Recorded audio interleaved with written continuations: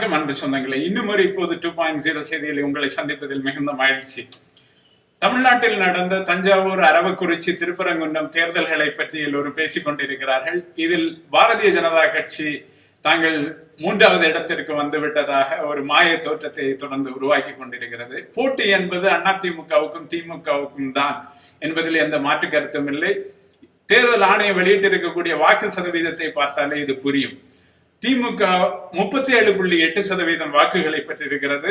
அதிமுக 54.6% வாக்குகளை பெற்றிருக்கிறது. பாரதிய ஜனதா கட்சி பெற்றிருக்கக்கூடிய வாக்குகளுடைய சதவீதம் 2.5%. இது 2016 தேர்தலில் பாரதிய ஜனதா கட்சி பெற்ற 2.84% விட குறைவானது. அதாவது ஒரு பொது தேர்தலை விட இடைத்தேர்தலில் அதிக வாக்குகளை பெறுவதற்கான, வாக்கு சதவீதத்தை பெறுவதற்கான சாத்தியங்கள் உண்டு. இதைத்தான் திமுகவும் அதிமுகவும் சாதித்து காட்டி இருக்கின்றன.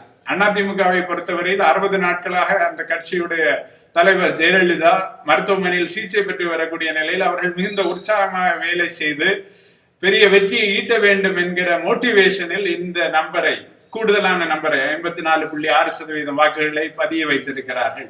இதை நாம் புரிந்து கொள்ள முடிகிறது. பாரதிய ஜனதா பூரிப்படையவோ சந்தோஷம் அடையவோ இந்த தேர்தல்களில் எதுவும் இல்லை. அவர்கள் நிறைய வேலை செய்ய வேண்டி இருக்கிறது என்பதைத்தான் இந்த தேர்தல்கள் காட்டுகின்றன. இன்னும் ஒரு இப்போது 2.0 செய்திகளை விரைவில் சந்திப்போம் நண்பர்களே. நன்றி, வணக்கம்.